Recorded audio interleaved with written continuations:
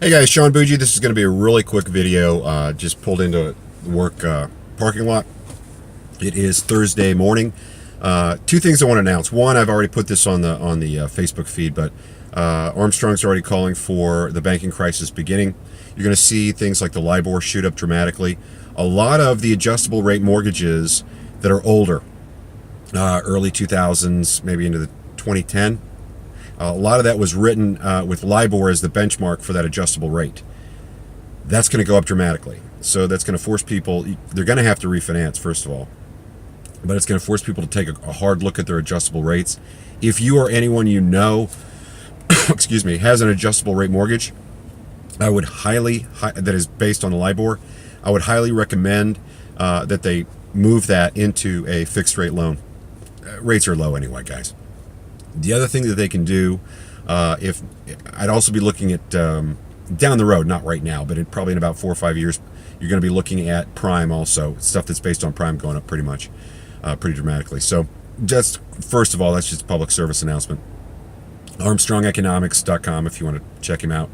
I believe that's what it is. It's Armstrong Economics anyway. You'll be able to find him.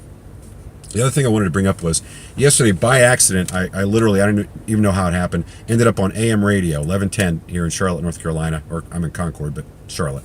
And Dave Ramsey came on, and he teaches people how to manage their money. And a young man got on that had $1.5 million paid off in rental property, but he also had some other debt he wanted to pay down. Should he sell some of the property?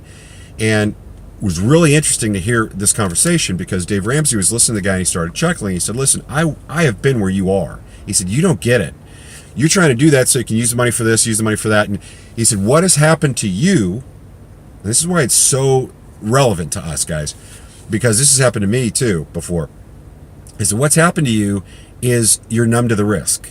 You're taking down stuff and you're taking bigger and bigger risks and more money out to do it. And you've become numb to the risk. And I'm blessed. I've got Judy and Jeff to kind of rein me in, go, oof, I don't know. So we could bounce stuff off each other. But a lot of people, most of the folks that flip, they may have a crew with them, but they don't have somebody they can actually bounce stuff off of. It's just them making all the decisions. And I can tell you, it is very easy to become numb to the risk and not go worst case and go, yeah, I know that's worst case, but this is probably where it's going to be. And I've hit home runs for the last 5 years, and I'm sure it's going to be another home run. I might as well go into deeper debt on this one. I might as well take on a bigger project. I might as well take on 4 instead of 2 a week. I might as well. And that is where you get your butt kicked. So I want everybody to understand there's a point where you're going to, using my programs or somebody else's, where you're going to take on too much. You've got to have an exit strategy, okay? If you're caught taking on too much, you've got to have an exit strategy. Now, for me, I dumpster dive primarily. I go for the lower end stuff, left and right, because I know that if nothing else, I can get rid of it really, really fast and get my money back and use that on a winner, okay? So I love the dumpster dive. I love going after the lower level stuff. I still go after bigger stuff, no problem.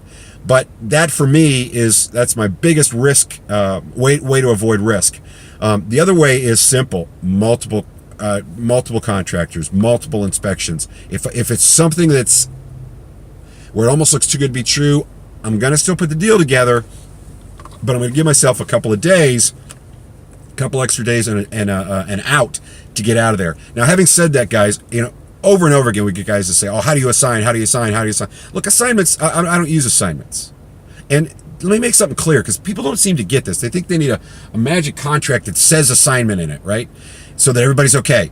Look, unless it says it's not assignable, a contract is assignable.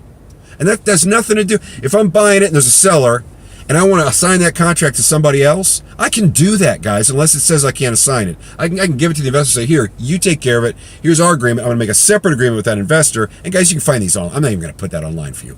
Put it online and go, hey, well, I'm signing the contract between me and them and this date, blah, blah, blah, blah. He's going to give me $10,000 for the assignment. The seller can't do anything about it. What does the seller care, right? The buyer's still going to come up with the same terms you did. It just blows my mind. People are selling programs where they're charging hundreds of dollars for how to assign a contract, and that's bogus. Anyway, we don't assign, we actually do the deal. If you're going into real estate thinking you're going to put deals together without actually having the money to actually put the deal together, and then you're going to just throw the Hail Mary and think somebody else is going to cover that for you, you're not doing this right. Okay, in my I gave you some techniques to do that, but that is in my Flip Pro. Hey guys, partner up with us. Get the national deed flip if you're interested in doing that. We'll buy the people out. We'll fix it if we have to, or we'll just straight up flip it.